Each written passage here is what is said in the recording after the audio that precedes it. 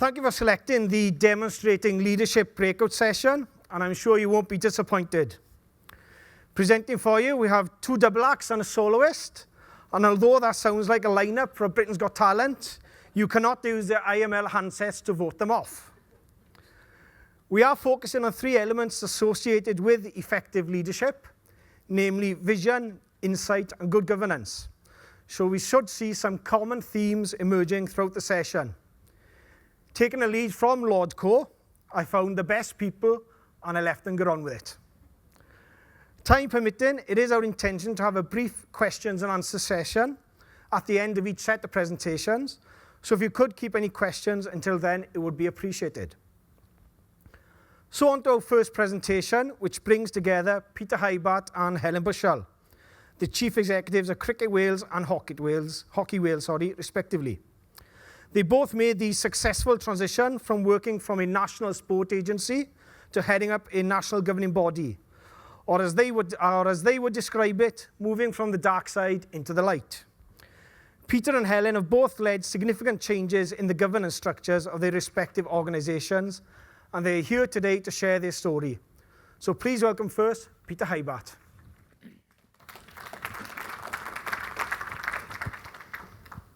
Thanks, Carwyn. I'm going to just talk about the last 4 years, really, in terms of leading change within Welsh cricket. I'm going to talk about a few comparisons between 2009 and where we are now. I'm going to give a little bit of background and history, and I don't think it would be a cricket presentation if there wasn't a certain amount of background and history, such a traditional sport that I'm involved in. We're going to look at some steps along the way in terms of the change process. But most importantly, what I'd like to focus on before handing over to Helen is some take-home messages for everybody within the audience.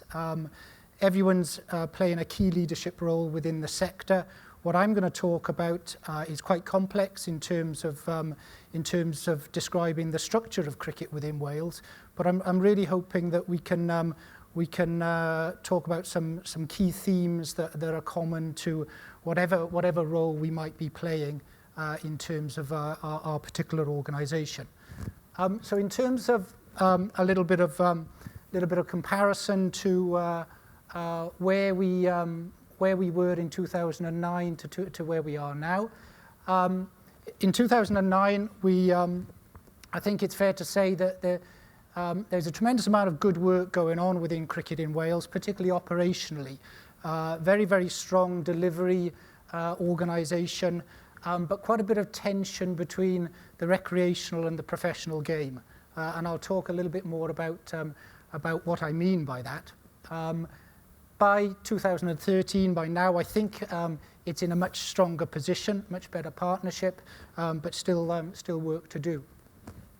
Back in 2009, the governance structure, I think, was unhelpful, and there was no substructure underneath it. I now believe we've got a far more connected board, and we've got a substructure that consists of the senior game. Underneath that board, all the senior leagues, and the junior game, all the junior leagues and the junior regions. And because of that, we've got much better communication within the sport. Again, back in 2009, I don't think there was a great ownership of the cricket vision by the board. I think things had been very much developed just by the staff, and there was a need to develop a mission and outcomes by the board and the staff. And that's a process that we've been embarking on for the last 12 months. There was also limited listening to cricket people. So a lot of the direction for the way forward was very much based on the experiences of the staffing team, and we weren't really conducting a great deal of insight or research, and now that's something that we're embarking on far more seriously. So that's sort of the change, and just before I look at the steps along the way, just a little bit of history, and lots of it. Very traditional sport. Glamorgan County Cricket Club formed in 1888. When I refer to the professional game, that's what I'm referring to in terms of cricket within Wales. Glamorgan is our only professional team, and a great history within the professional game. 1968, the Welsh Cricket Association was formed. So that's the governing body for the recreational game, and with that, all the senior leagues underneath it. So again, quite a historical organisation, very traditional, doing a lot of tremendously good work, but needing to move things forward. 1997, the England and Wales Cricket Board was formed. So we are part of the England and Wales Cricket Board, the ECB, and that came about following a merger between the Test and County Cricket Board and the National Cricket Association. So a steer had been set by Lords, by London, for the game to move on. In response to that, in Wales was formed the Cricket Board of Wales. So that consisted of a partnership between Glamorgan as the professional game and the WCA as the recreational game. So there was at that time there was a clear response to what was happening in terms of our parent body, with a real aim of a partnership between professional and recreational game and an umbrella body. The important thing to note about that organisation was that board of the Cricket Board of Wales consisted of 4 from the recreational game, 4 from the professional game, but it was always chaired by Glamorgan. So the professional game still had the overarching control and power in terms of the development of the sport at grassroots level. So it's an important feature of that particular partnership. I said up front that there was tension within that Cricket Board of Wales between the professional and the recreational game, and certainly that structure didn't appear to me to be optimal. There's a lot of tremendously good work going on the ground, but I wasn't convinced, and nor were many others, that structure was the best to serve the game. So in terms of steps along the way, in terms of restructuring the sport within Wales, we held a number of open road shows across the country, and those started in 2009, and we've done that on 3 occasions since that time, taking the sport across the whole of the country, public forums, lots of opportunity to hear the views of cricket people, lots of insight and very, very valuable. And one of the key things that came back from those sessions was, well, is the structure right? And we were being challenged as to was the structure more complicated than it needed to be. We took that away, and we considered that within the current organisation. And between 2011 and 12, we made some really bold moves in terms of the structure of the sport within Wales. And we took the move to dissolve the partnership body, the body that was overseeing the recreational and professional game. We took the decision to dissolve that organisation, and we took the decision to dissolve the Welsh Cricket Association. Now, to achieve that was quite challenging, but I'll talk about some of the key messages in achieving that new structure. The important thing about the new Cricket Wales is that, if you remember, I said that the old structure had 4 from the professional game, 4 from the recreational game, and with the professional game, Glamorgan being the chair. That was the structure of the old organisation. This new structure had the recreational game in the majority on the new national governing body, and that was the win-win that was available to everyone. Glamorgan were encouraged that if they were progressive and looking forward for cricket in Wales, then this new structure would enable a new recreational body to be formed, and would also require the dissolution of CBW and WCA. That new structure was put in place, and what's happened is that because of that new structure, the recreational game within Wales and all the leagues and the regional associations and everything that makes up cricket within Wales are very much in the majority on that new board. The new board was put in place just over 12 months ago. And we've gone through a 12-month process of establishing our mission and establishing clear outcomes. And the process that's been followed there is very much a board-led process. So the board has worked the way through that process with key senior staff being part of it as well. This year in 2013, we're with now our mission and outcomes clearer and our objectives much clearer. We are now working in terms of gaining far more research and insight into the views of cricket people. So what are the leagues telling us? What are the regions telling us? Most importantly, the people that we're nowhere near good enough at talking to, what are the players telling us? We've got a very, very traditional sport. We've got very, very traditional structures, and too often it's the views of some of those committees and some of those associations rather than the views of the players. So we're really trying to get to the players, lots of survey work, lots of insight work, focus groups, really looking for that to trigger further change within our sport by getting the views of the players. As a consequence of the change, I think we've got a much better partnership with Glamorgan, so the recreational game and the professional game moving forward together to a much more effective, in a much more effective way. It's quite a complex sort of process to explain in terms of the nature of the structural change, and when you just cover it in 5 or 10 minutes, it sounds quite obvious that this sort of work should have been undertaken, and perhaps it should have been undertaken some time ago. But actually, it's quite challenging in terms of working with the voluntary sector on such a major change process. People who are doing an enormous amount of work for the sport and have done for many years, and yet we're challenging them all the time to move things forward and to progress things. And so it's actually been quite an involved process. I think there's some key messages which I'd like to share with you, and I think these are the ones that hopefully apply regardless of your leadership role and whatever part of sport within Wales, whether it's governing bodies, local authorities, the private sector.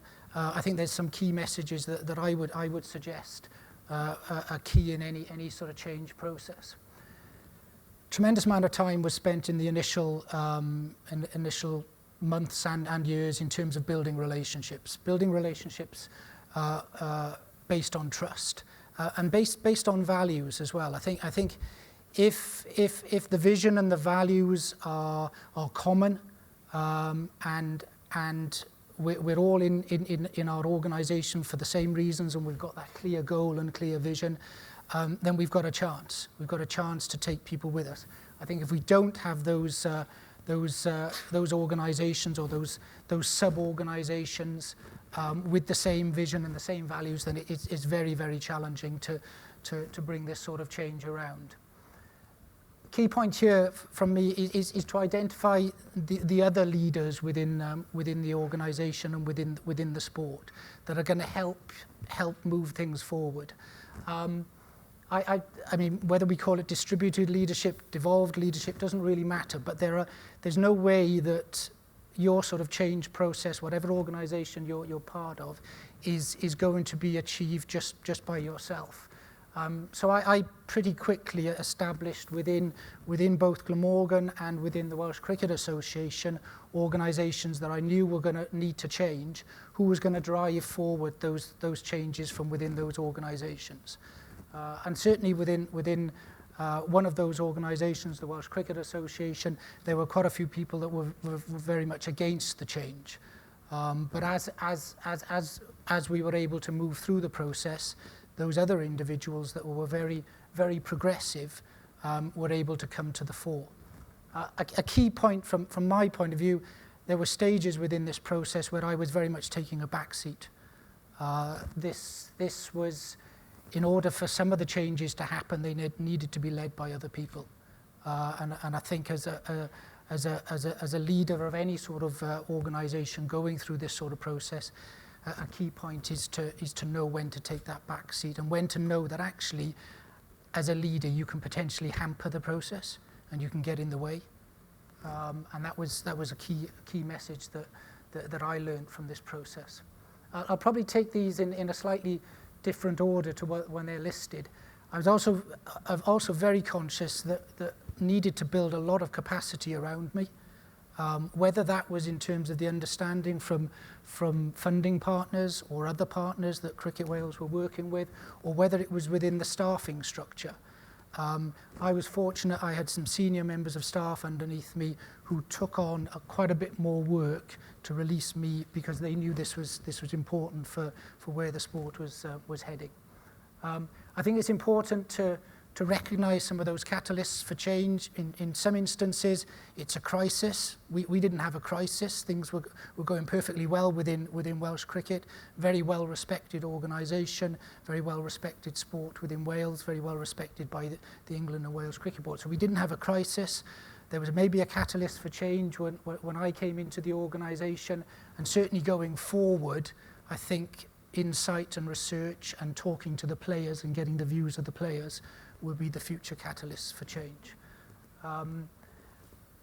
Your timing is absolutely key on all this. A lot of time preparing, planning, making sure we had everything lined up, and then taking the opportunity when it came about.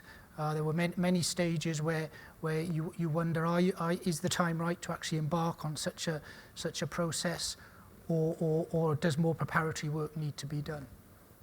Final point is when you do actually commit to it, then you've got to be totally bold and totally go for it with absolute 100% commitment. In some ways, you've lit the blue touch paper, because there's no going back. And if you get this sort of process wrong, then the sports can move into quite a difficult situation in terms of almost getting to a situation, if it's not well managed, not well led, then there is a danger that things can implode. So you have to be totally committed to it, and that was certainly something that once the timing was right, I was able, with others, playing the leadership role, to be totally committed to what we were trying to achieve. We've come a certain way. We've got a lot of work still to do. We've improved things at a national level. We've got a lot of work to do at a regional level to join the game up, junior and senior game at a regional and a local level, and that's some of the next stages of our change process. But I've just given you a snapshot there of probably 3 years' work in terms of the modernisation and the governance of cricket within Wales. We think it gives us a much better platform from which to now move things forward. Helen and I are going to take some potential questions, I think, together at the end of Helen's session. So I hope that's given you a useful little insight to cricket in Wales in the last few years, and I'll now hand over to Helen.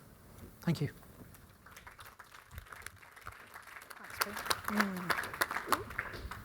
Thank you very much. My first challenge was how to get from there to here without falling over. Unfortunately for me, Pete was on time, not under and not over, so it increases the pressure. So Carwyn, when you start to shuffle your chair or stamp your feet, I'll know that that's the time.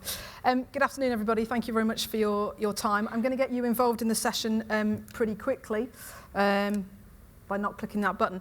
I have a question for you that the nice people at the back are going to make happen. If you could just get your handsets ready, please. The first one is a fairly easy true and false one. And I'd like you to just answer this question. Hockey is a sport that offers something for everyone. Is that true or is it false?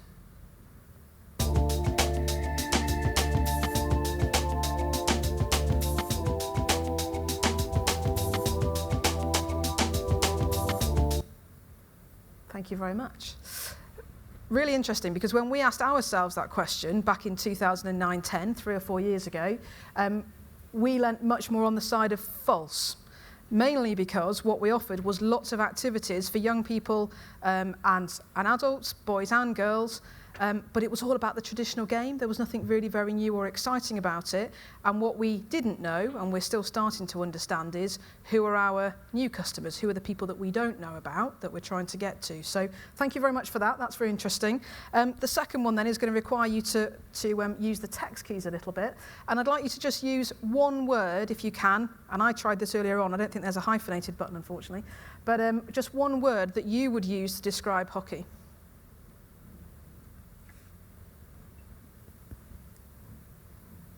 And when you've done that, it will miraculously appear on the screen.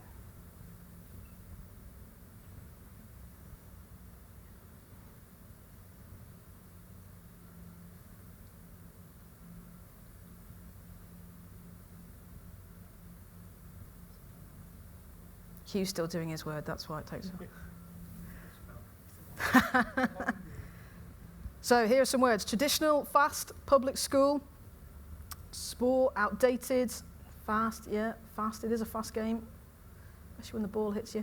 Competitive, outdated, school. Okay, brilliant, thank you very much for that. You kind of get the picture. We did quite a lot of research, and some of the really words that we liked, some of the positive stuff, talked about exciting, team-based with a hyphen, competitive, you know, those kind of really good words. The stuff that was much harder to hear is absolutely some of the things that you've got there. It is seen as a schoolgirls game. It can be quite dangerous. It's pretty cold because it's played outdoors most of the time in the winter.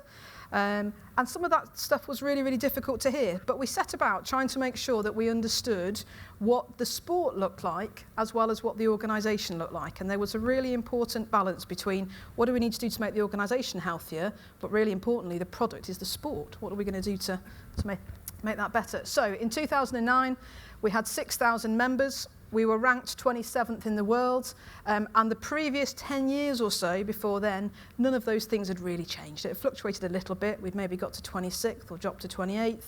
We'd maybe got, 50 or 100 above 6,000, but membership and world ranking hadn't really changed. So clearly, whatever we were doing was maintaining things. It wasn't pushing it on and making it better. We had one Great Britain player who retired after London.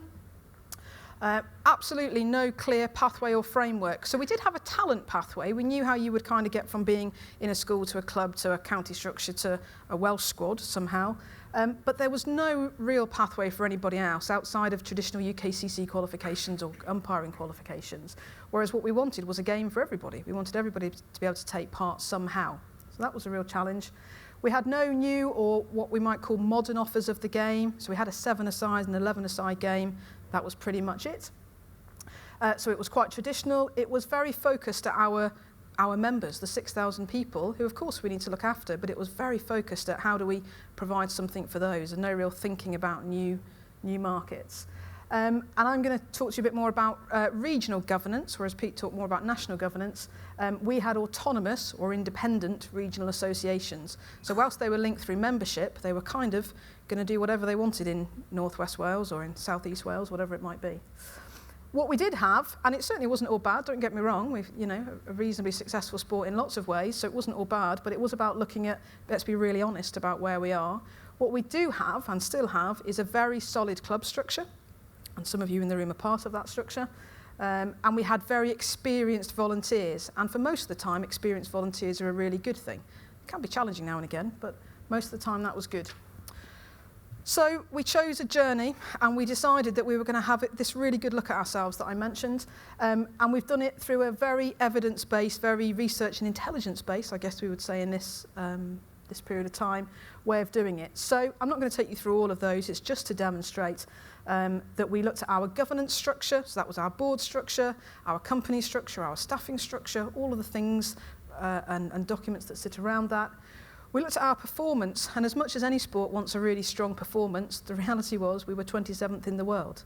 And we put a huge amount of money, not a lot of our money, but a lot of player money as well, into performance, and we were still 27th in the world. Okay, there's 150 odd playing hockey countries, but nevertheless. Pathway review. So what we mean by pathway is where does everybody fit on the page? If you want to coach or volunteer or play, and you want to be part of the Welsh structure or the club structure, how do you be the best that you want to be? We looked at that. We looked at facilities. Competitions we're just looking at now, and there's a whole interesting challenge. And what I would say is that whilst we did all of those things at those points in time, what we really learnt was that you have to have your base, but actually all of that's ongoing. You have to keep looking at it reasonably constantly and really making sure that you understand what your customers and your market look like. So, another question for you, and there are 4 options here.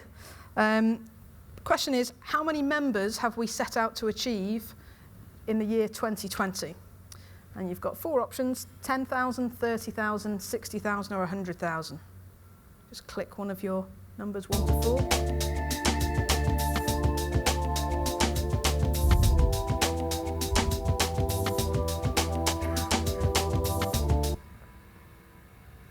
Excellent. The communication is working reasonably well. It is 60,000. Swimming have targeted 100,000, so I'm wondering if you got the right one, Roger. We have set out 60,000, so I could just flick onto the PowerPoints.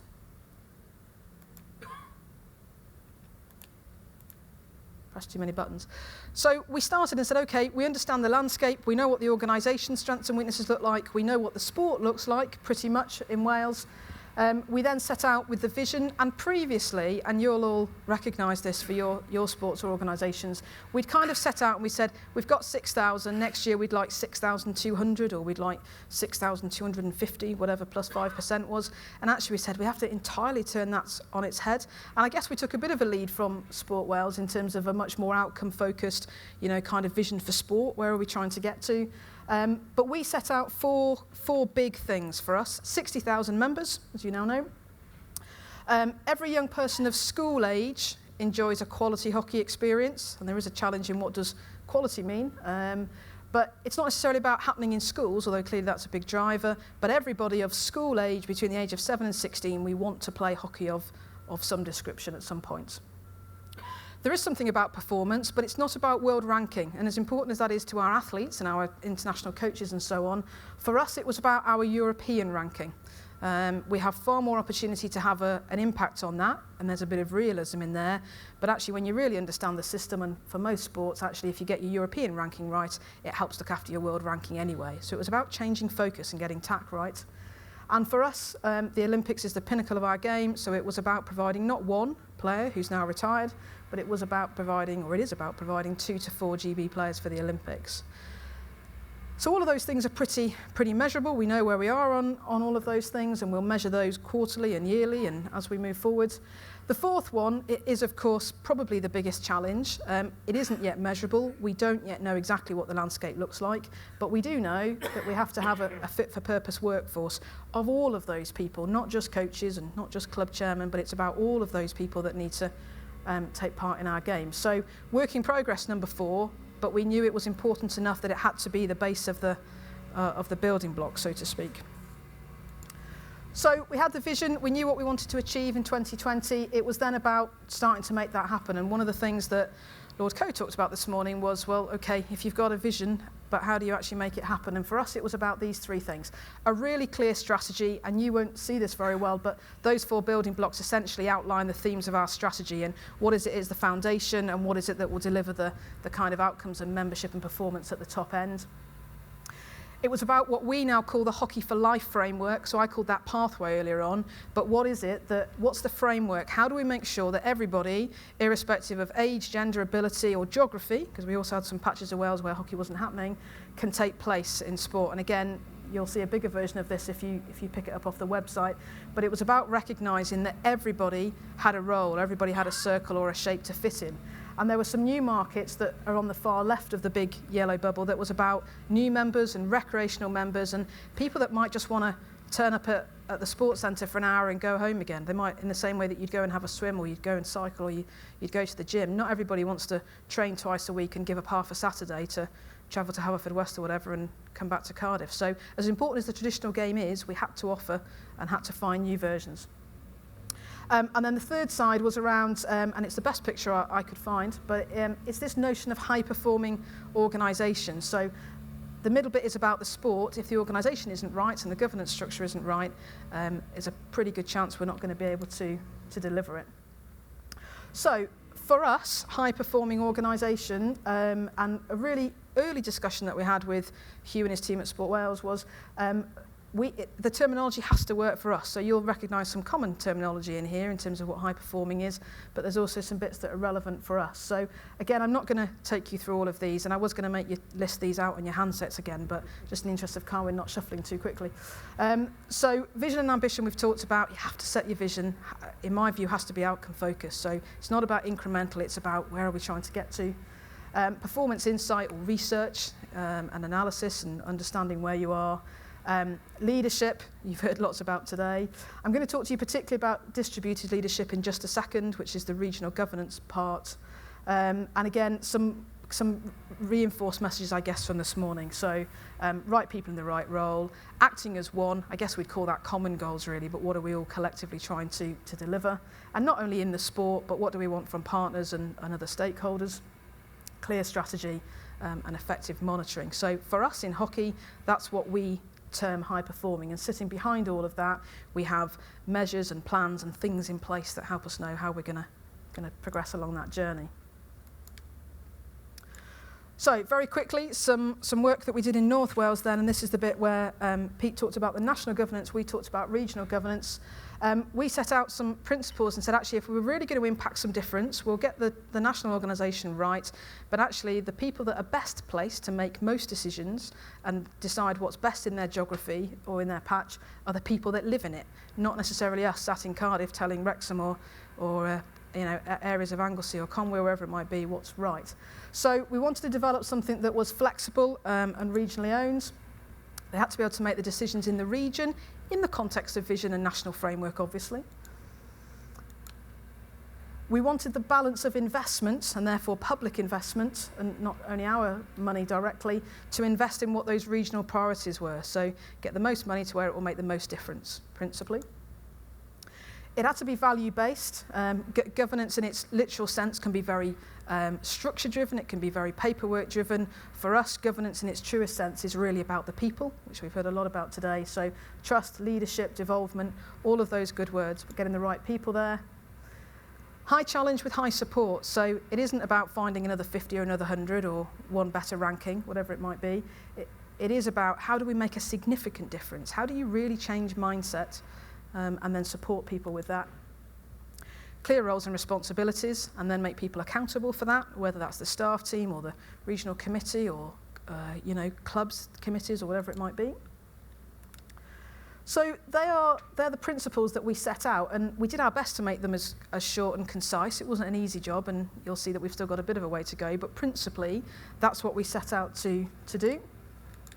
What did we do then? In North Wales, we had separate men and women's autonomous bodies, much like most of our organisations would have been 10 or 20 years ago or more. We dissolved them. It took 2 years to go through that process to get to a point of saying, okay, we're now going to close down the men, close down the women in the right way and form this new joint world. But we did it, we created it, we found an independent chair, which was a really important point. So Alan Watkin, who's involved with Sport Wales, but he's also the ex-Chief Leisure Officer up in Wrexham, is doing a sterling job of really helping galvanise that group of people and move that forward.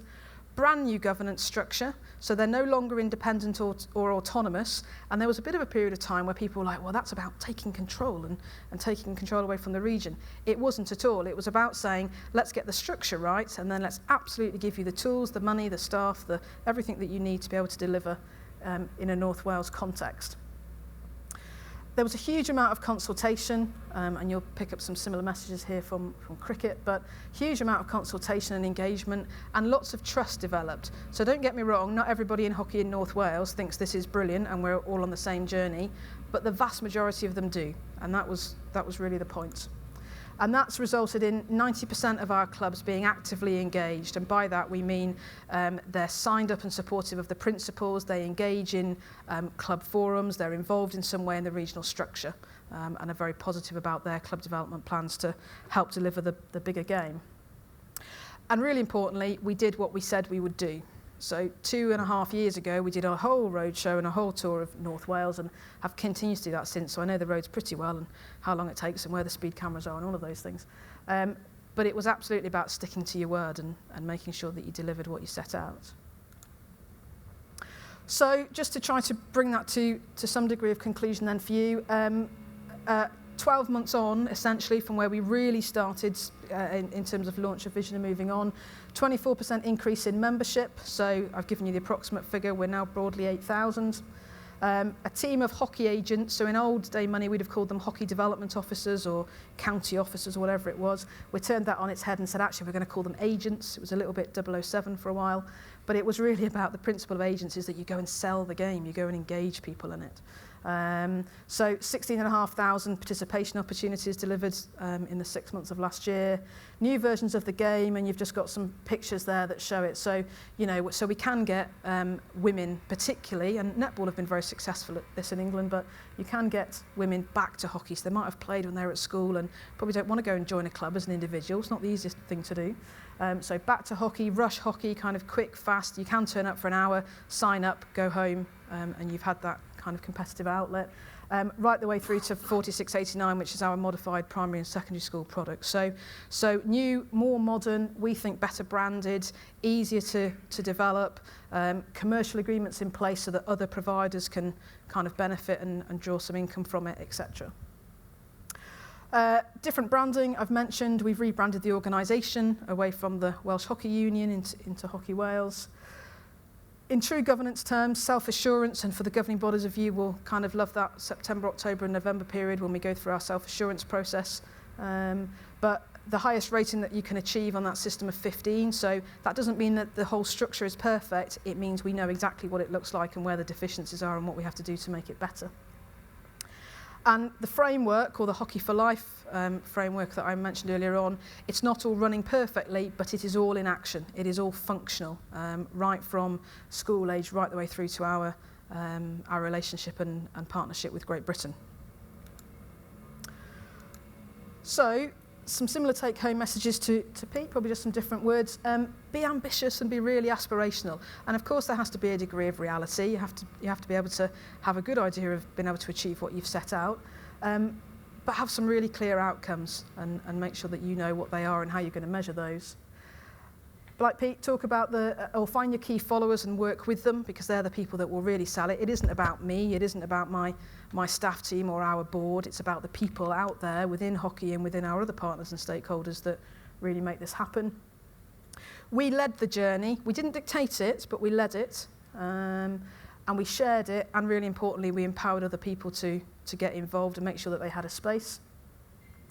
We capitalise on opportunity, whatever that might be, and I'm happy to talk separately about those, but there were lots of opportunities and routes and directions along the way that you just have to make sure you can identify those and make the best of them.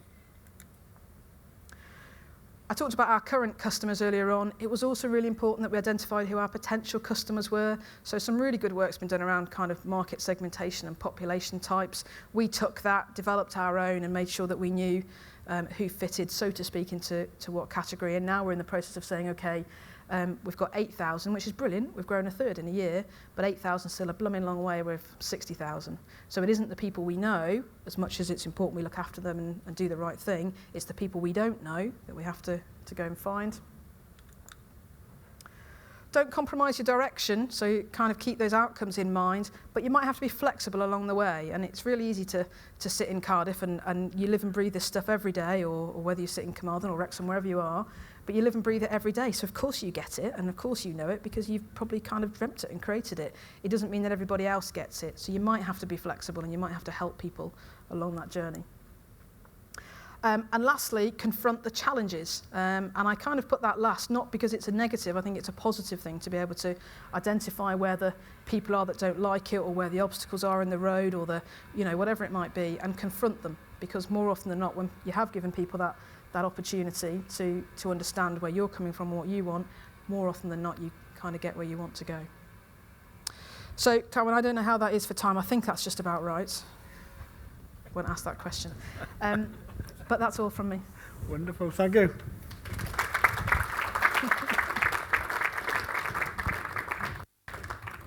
We won't take questions at a time, but obviously you've got the IML connectors, so if you've got any questions, type them in, we'll pass them on to Peter and Helen.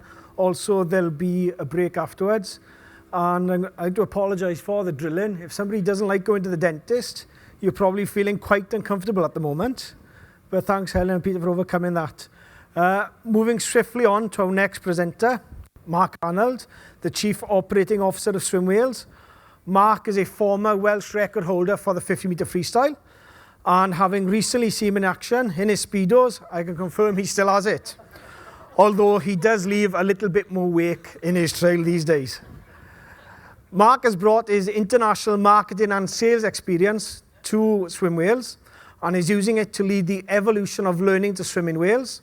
So in the future, we can truly say that every child is a swimmer. Please welcome Mark Arnold.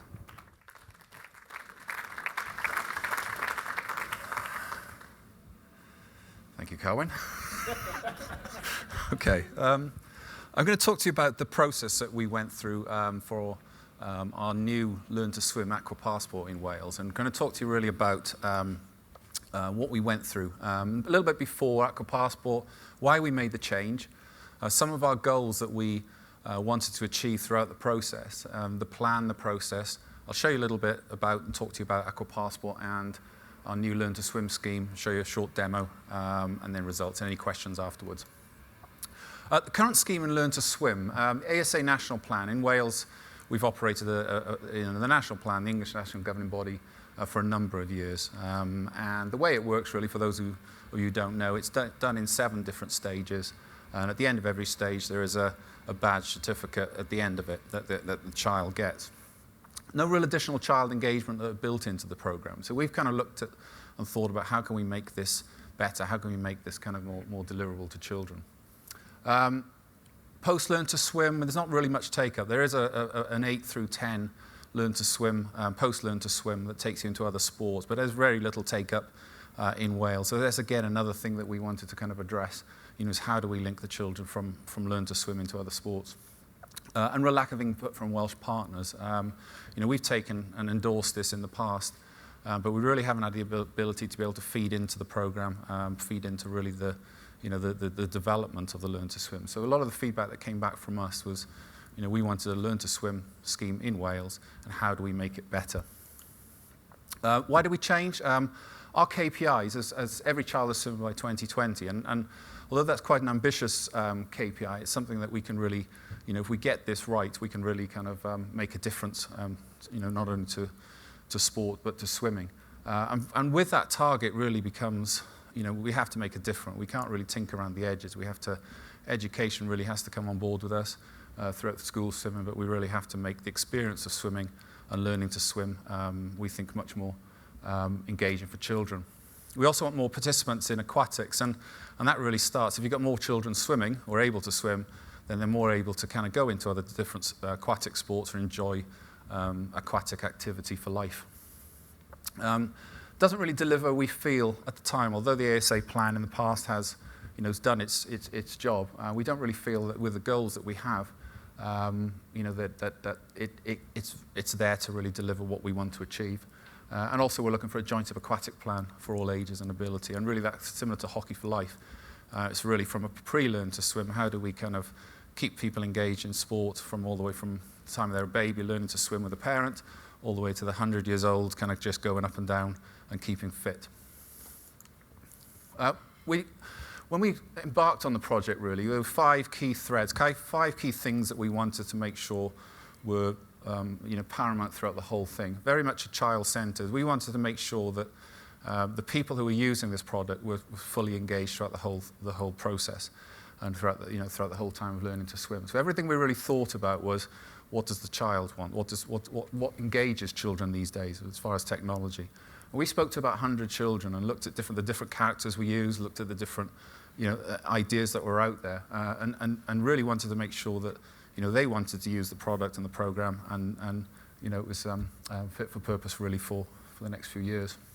We also wanted to make sure links between teachers, parents, and kids were much better for clearer communication. Through our research, we started to find out that really what's happening, the parents in general were finding disengaged really from swimming lessons. They dropped the kids off. Even if they were watching, they weren't really unsure of what was going on. All they saw was their child being taught. So what we wanted to make sure was a much, much clearer day-to-day, week-on-week communication between parents, children, and the kids. We wanted or would like a consistent approach to swimming across Wales and the Learn to Swim. When we just feel that this would be a kind of whether someone learns to swim one part of the country to the other, there's an element of consistency there as far as the actual plan for swimming, but also ideally in the Aqua Passport and the online technology. And also we wanted to make sure we were very conscious of our key partners, the local authorities, Learn to Swim schools, school education, to make sure that we were really tying into their objectives and outcomes that they wanted to achieve going forward. The process we went through, we really did start off with a blank piece of paper, and sometimes when you're going from one scheme to another, there's sometimes a temptation to kind of just see if we can tinker with it and try and make things a little bit better. But we wanted to make sure that we were really starting from scratch and really having no baggage that goes into this process. So we did look at it as a brand new initiative, a blue sky thinker really. We wanted a flexible approach throughout the process, and going back to those 5 outcomes, we wanted to make sure that we were listening to our partners, we were getting feedback along the way, and the product now compared to what it was 18 months ago is vastly different. And even last week, talking to some people, came up with a great idea that we're going to implement into phase 2. So again, we had to be we were clear about what we wanted, but we had to be flexible in the way we wanted to do it. Taking risks. I think any time you try to kind of take a brand new initiative that was very established in the past, we realized that it was a risk. It was a risk at first. Would it work? Would there be take up? And as time went on, those risks started to become more manageable when we realized that we were really onto something we think really positive. But again, we didn't want to take the safe route. We wanted to kind of say, okay, blank piece of paper, what can we do to change things in swimming in Wales? And with that, I guess does come risk. We've talked to, as I say, 100 children, but we've talked to parents, teachers, local authorities, swim development officers, a wide number of swimming experts across Wales over the last 18 months just to get that feedback, that input into what we're achieving. And look at the barriers as opportunities. And along the way, there's been lots of different objections, barriers that have come. Early on in the process, I remember sitting down and we were talking about teachers' technology and how we were going to utilize this. And this was about a year ago. And the feedback was that the teachers aren't going to use this in its current form. It's too complicated. So we had to take it back, have a look at the different things that we could do. And out of that has come a much simpler process where the teachers actually get a much easier process of what they have to do, but it also gives them all the resources that they need. So again, we've looked at kind of obstacles and tried to turn them into positives. Managing change, again, everything we've done really has, is change, and both internally, but also with swimming teachers and others. We have to be conscious of the fact that we are asking people to change the way they are doing things, and we have to be respectful of that. So the plan really was, we put together a SWOT analysis of what had gone on in the past, and we researched and consulted, as I said before, different partners. Presented the features and benefits to the Swim Wales board. Obviously it had implications of our partnership with the ASA, sponsors, our tie-in with different things that we had done. So luckily we got a forward-thinking board that said, okay, we take on board what you said and the opportunities here, and we're going to go ahead and go with this. Obviously consultation with Sport Wales, and as part of a key partnership with Sport Wales in this project has been very, very important for us, and the expertise that Sport Wales has given us on this. Communication with the ASA, again, in the past, as I said, we've tied in on Learn to Swim with the ASA and given our endorsement, so obviously we had to manage that kind of those conversations and that going forward. And again, total focus on the outcomes as far as what we wanted to achieve from those 5 key points. We wanted to use experts in the field, and all the way from software developer, copywriters, designers, graphic designers. And a couple of things we wanted to do really was the people that we use really were Welsh-based, and the reasons for that was one of them. The first reason really was we wanted someone to understand the local marketplace, learning to swim. We wanted to understand the local communities. And the second one really, we wanted to kind of be close to them, to be able to kind of meet with them face to face, to be able to really help them through the process rather than having to do it through Skype. But we've also found the third point, which wasn't planned before, was that they actually, because they're local from the local communities, they actually got really bought into what we were trying to achieve, and there was a lot more emotion that went along with what we were trying to do. So it's finding the right experts and knowing our limitations within Swim Wales, but also tying in with the experts, across local authorities and swimming. So what we have is a new teaching plan for Wales. We've got 8 different stages, and the 8th stage is a multi-aquatic stage where you can do a little bit of water polo, diving, swimming. And again, it encourages children to be able to kind of really test out different sports after they've learned to swim. We've got clear pre- and post-learn to swim links for children. And again, what we didn't want to do is teach someone to learn to swim and then have really no real links into other sports or swimming or just different aquatic activities. So we've made sure that we've got really robust learn to swim, post-learn to swim links. We did online engagement for children. That includes real-time feedback on a weekly or daily basis on their swimming lessons, weekly rewards for every outcome they've achieved, fun online games to get the children to come back and want to keep visiting the site, and a resource for parents. Again, just trying to get parents to understand more about their swimming lessons and about what it is we're trying to achieve here. We've got badge certificates linked to Aqua Passport characters, and again, this is supplementary, but we've tried to kind of tie it all in a little bit more as a package of characters and engagement for the children. And remember, going back to the number one priority for us is making sure the children are engaged in Learn to Swim. I'll show you a really brief demo. This is just touches on the kind of some of the things that we've done here. Teachers will be given a kind of an iPad type device for poolside. And again, it's really simple to be able to use. They just log in their name. Everyone has their own unique name. So on poolside, we're able to kind of, deliver a kind of be able to kind of do that. It's all waterproof. Teacher clicks onto the class, and then it drops down the kind of the different outcomes that each child has used. It also shows you attendance. It shows you how far they've gone on the completion of the course. It shows you next of kin and any medical conditions. So again, on the pool side, teacher has all the information. They can even do a register there that ties into to the attendance. One of the key parts is recording the outcomes. And again, what we wanted to do is make sure that when a teacher sees an outcome on swimming, that they're able to quickly just record that. And it really is literally pressing a button on an iPad device, and it records it in there. So in other words, we were able to record every part of Learn to Swim on not only what stage and level that wave they're on, but also in regards to the outcome. And this is key, and that's really the resource for the teachers. We've also got different resources where we've got video clips downloaded onto the iPod device, so they can show people on poolside what it is that they're working on. We've also got different resources, and what's come of this whole consultation is there seemed to be a desire for a single resource for teaching swimming in Wales. So when a teacher logs on, they can get a multitude of different resources for teaching and learning to swim.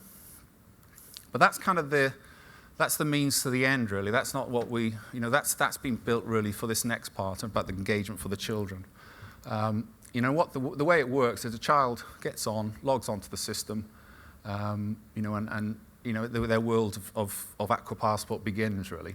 So they get to see a kind of an online kind of dashboard, really, of what it is, their dragon. They get to choose the dragon, get to name it. And again, what we want to do is quite quickly for a child to personalize what it is that their dragon that's going to help them along their swimming journey. So again, they can choose the color, name it, they get an avatar. So again, within a couple of minutes of just starting the site, the child has already engaged with a dragon that's going to help them throughout their journey, really. What we also wanted to show was the different outcomes along the way. So again, this would mirror exactly what's on the teacher's outcomes. So we've got video clips so they can see little examples of what it is they're working on, and we feel that that's really important as far as a child sitting with a parent wanting to learn more about what they're doing in swimming can actually see a video clip of each of the 80 outcomes on there. But as you can see here, this then shows the child and the parent exactly where they are on their Learn to Swim. So again, a parent a teacher touches that box on their device, within less than a second, that will show up on the child. So the child gets home, logs in, there's a big congratulations, well done, you've just splashed face in your water, and they get to be rewarded.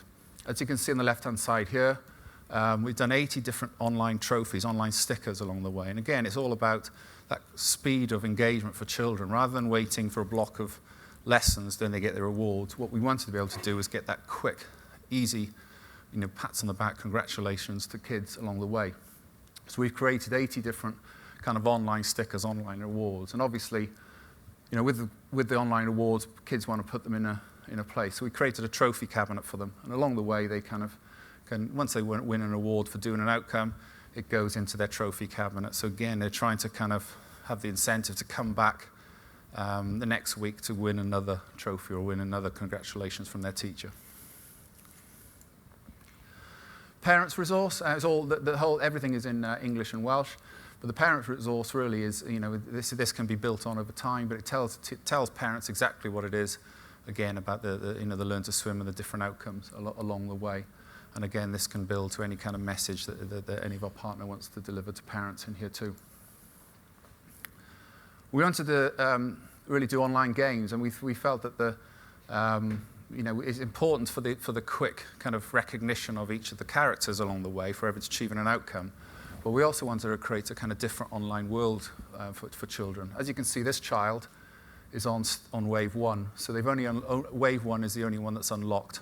Once they get to a point where they're moving up to wave 2 again unlocks, and there's a new world that kind of opens up for the child. So again, put yourself in the mind of a child coming swimming. They get to choose their character, name it, adopt kind of this character is going to take them on the journey. They get the quick online recognition from the teachers. They can sit alongside parents to be able to look at what they're delivered and the video clips, all the messages across. And then when there's incentive to say you're getting close to moving up to stage 2 or stage 3, it can open up a new world for them. Again, all back to what do the children want to do these days. Videos, we keep reinvesting into this. But we based it really around a kind of a Mushy Monster type game where you can hold a breath, you can collect points, the dragon swims, and it goes underwater, all that kind of stuff. And as they move on, it's a quick, it gets harder, different background online worlds that can be added into it. So what we've come up with really is a Learn to Swim scheme that's built for Wales. A unique product not found anywhere else. There are obviously the poolside technology, there are other products out there, but what our real goal is here is along this, how do we keep the engagement of the children, how do we get the parents and the teachers and the communication going. Product that continuously engages children in the Learn to Swim. Parents are now kept informed and feel more involved in their swimming lessons, and again, if they want to get involved, if they want to be able to work on a certain thing the child is struggling with, they look at the video clip and they can take the child free swimming that weekend and go along and help them if they want to. Gives the manager of Learn to Swim schemes all the reports they need because all the data is there. We've got data to the nth degree as far as what we can deliver. So if a Learn to Swim manager or local authority wants certain reports, we can build them with specific reports to help them kind of manage their scheme. Scheme that can standardise school swimming in Wales, and I think these are the starts of the conversations we're really having about how can this be delivered in school swimming. Again, tying this back to every child a swimmer by 2020, something needs to change in education. We've got clearer, more defined exit routes to other aquatic activities. We've rebuilt the 8 through 10, and we've worked with specific sports leaders in swimming, diving, synchronized swimming, water polo, and we've got a robust system now that once a child comes out of Learn to Swim and they want to go on a water polo path, we've got a 1 through 5 that takes them from post Learn to Swim all the way up to quite a good competitive level. And there's obviously opportunities to link in with other sports as far as an aqua passport or a sporting passport going forward. That's me done. Thank you very much. Yeah, no problem.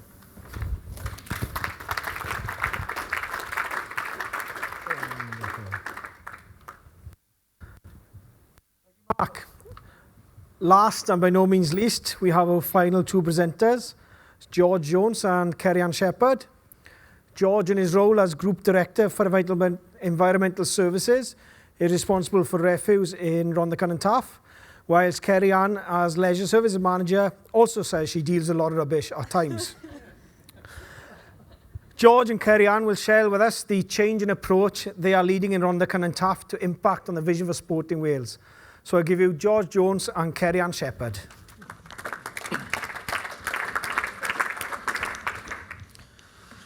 Thanks, Corinne. I'll let the audience decide who's who.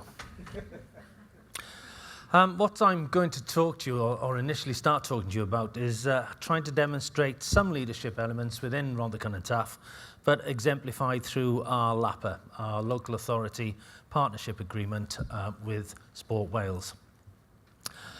Some background information, if I may. 2 years ago, RCT was one of the best local authorities for participation in 560 and Dragon Sport. Lots of leaders, lots of activity, some tremendous results. However, on the other side, we had one of the lowest participation rates for engaging adults. We've got a population of 235,000, and only 14% of those adults are participating in sport on a regular basis. So both sides of the coin, and really a sharp difference. So we had a school-age program that provided lots and lots of activity, but links with the community and links with sports clubs was, to be honest, pretty awful. We liked the funding that we had off Sport Wales, of course. That was particularly useful. But in all honesty, the LAPA wasn't giving us what we really wanted. And in my view, it was in a real danger of failing, especially moving forward. So our first step was to go back to Sport Wales and have a chat to outline really what we saw the challenges being, and to seek Sport Wales' support in working with us in a different way, in a more encompassing way. And I think timing is all important, because I would go as far as to suggest, as we started knocking on the door, I think Sport Wales were looking at all of the LAPA agreements and LAPA approaches in a different way. So I think at the end of the day, it was fairly timely.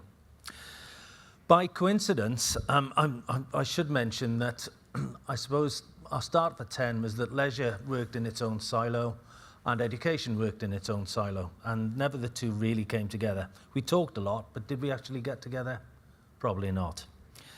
But by coincidence, RCT appointed a new Director of Education, and he was charged with delivering schools for the 21st century.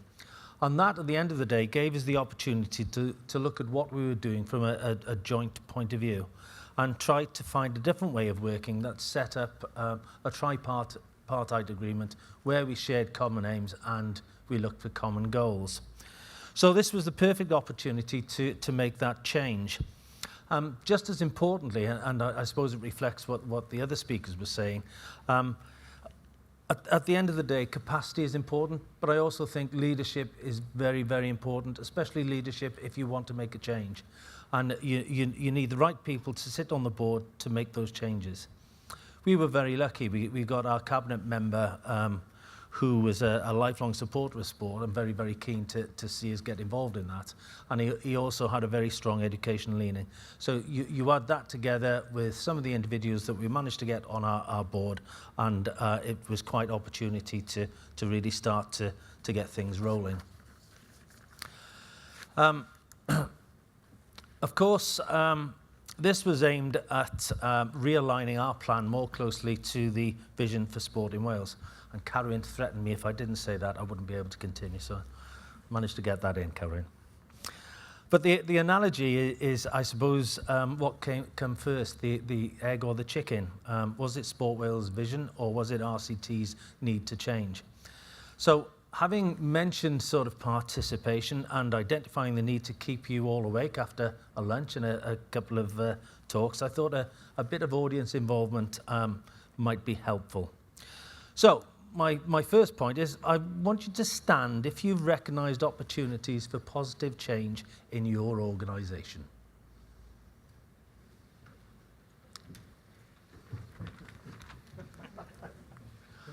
And I'd like you all to turn around and see how many people have been involved in that sort of activity. Okay, thank you. You can sit.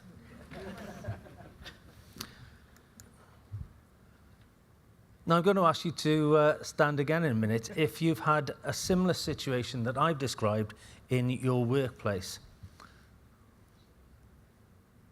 Come on then. In your workplace, more recently. Okay, have a quick look round. They're the same faces? Some just deciding that it's them. Okay, thank you very much. Sit down again. I think what I was trying to say there is there's a lot of people involved in a lot of change, different times, different places. And I suppose that the real key to this is communicating and talking to people who've had the same problems, the same setup, the same challenges, and picking their brains to see what they did to see if it was useful in your situation. Now, just before I hand over to Kerry, one of the other things I should say is it's important to have somebody who's got strong leadership, yes, but has a strong vision, and we heard about those messages this morning, but also has the commitment and integrity and strength of character, because it's not an easy path to take. And I think that was certainly the case with ourselves and education, and we'd both been doing our own thing. Trying to pull that together, stitch things in a different way, has taken a fair amount of effort. And I'm very pleased that we appointed Kerry to do that. Now, having given her that as the way in, I'm going to hand over to Kerry to tell you how she actually did it.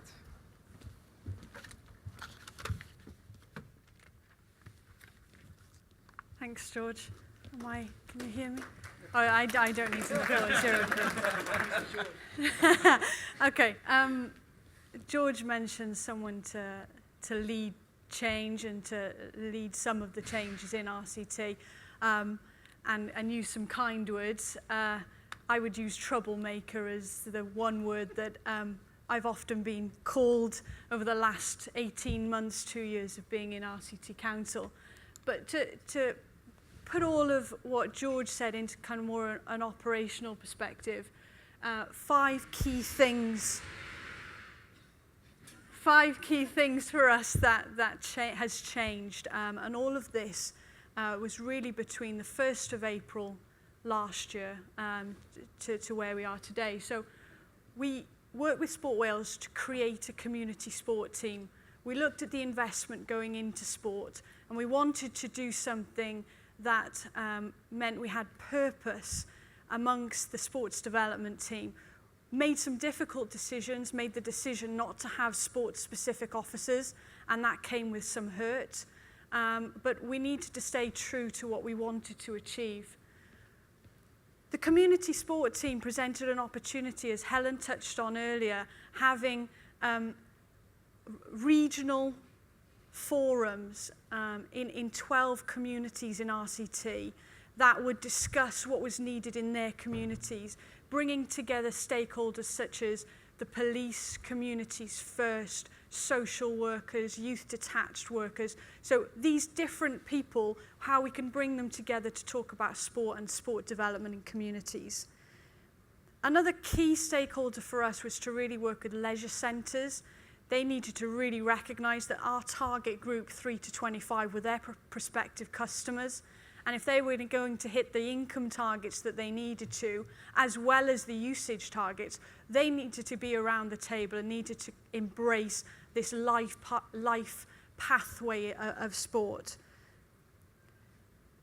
So increasing levels of grant funding has come as a result of the community sport team. They are more visible on the ground, working with 396 sports clubs, had about 100 to 150 extra £1,000 come in from commercial investment and monies outside of Sport Wales monies, which is really important going forward.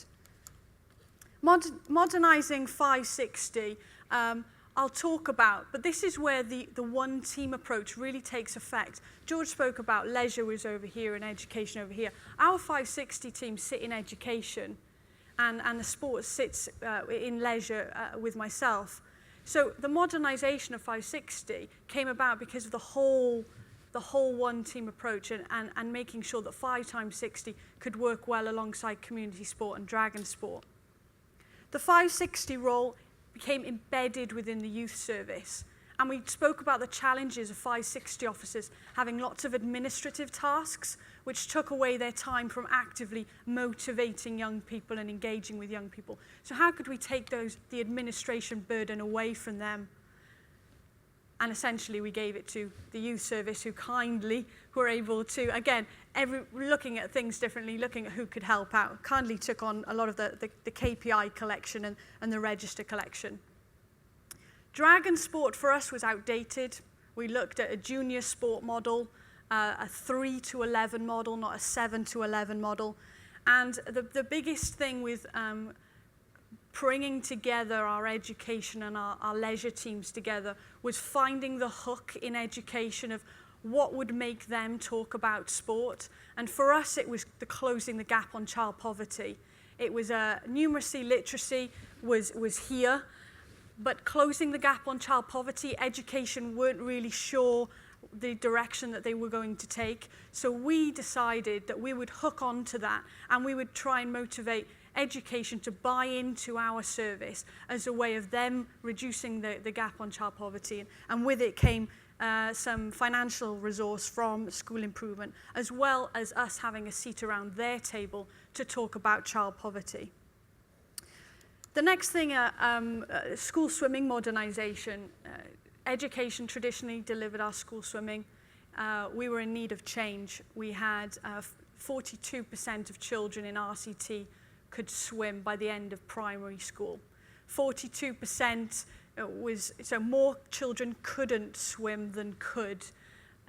Stark research that really needed someone to change, and Jean Davis, the swimming officer in RCT, was really instrumental to creating a partnership with education that meant both leisure and education financially invested into a modernised approach. We also ended up having transport and procurement, which if anybody has worked with procurement before, they'll know the challenges involved in working with a service area such as that. The school swimming for us, last academic year, 2,736 hours of school swimming. This year, education and leisure delivering together, we've taken 2,700 hours to 9,564 hours. So from 2,000 children learning to swim to just under 10,000 children learning to swim. We've gone from 42% to 56%. We're very, very proud of these statistics, but our goal is 2016, every child a swimmer, aligned to Swim Wales' strategy. The crucial thing for us was out of this silo effect and embracing the opportunity to work together, sharing finances, sharing expertise. George mentioned that the LAPA, and we've sticked with our traditional LAPA board and our LAPA partnership, and the LAPA board has, because of this new way of working, about us taking the leadership with picking up and cold calling a partner. We know they exist. Let's pick up the phone. Let's see how we can talk about growing sport. We've now gone from a board of around 6 stakeholders to the last count was 16 stakeholders, which we'll need to keep an eye on. But we've got some new faces around the table because these new faces have recognised their role in growing sport. So RCT Homes, the largest resident social landlord in Wales, and their charitable arm, Meadow Prospects. We've got the University of South Wales, who've always played University of Glamorgan have always played a key role, and now University of South Wales going forward. And also, Coleg Morgannwg embraced a new Boost programme.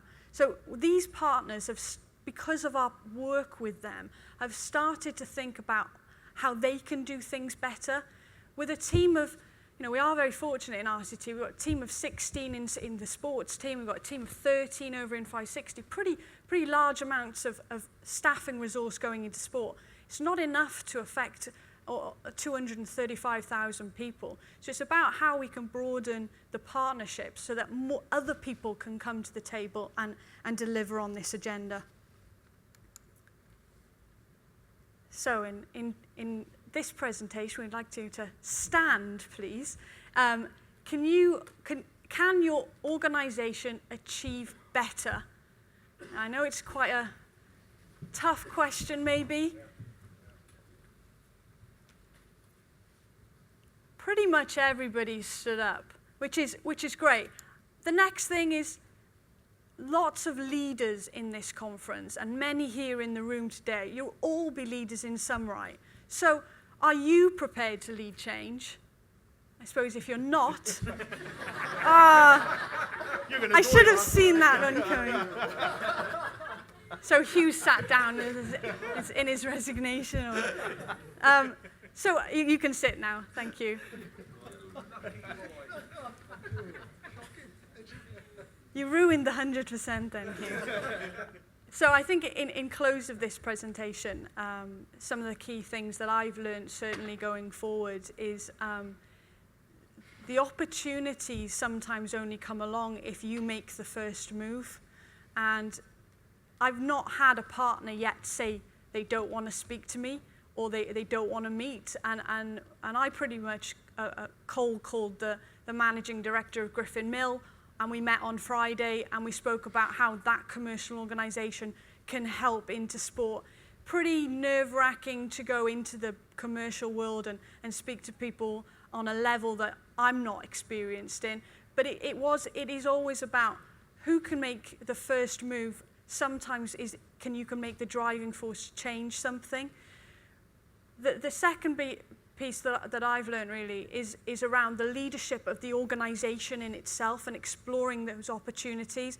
We've got fantastic buy-in from cabinet, fantastic buy-in from group director within my own division and the education. And it's about, yes, those people around the table. So how do we exploit those opportunities of the leaders in our organisations?